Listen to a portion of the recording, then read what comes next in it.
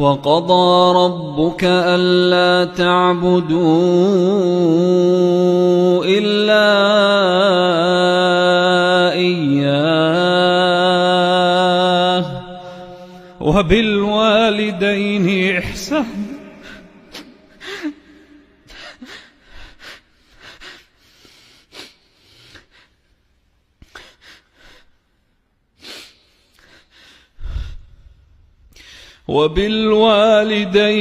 إحسانا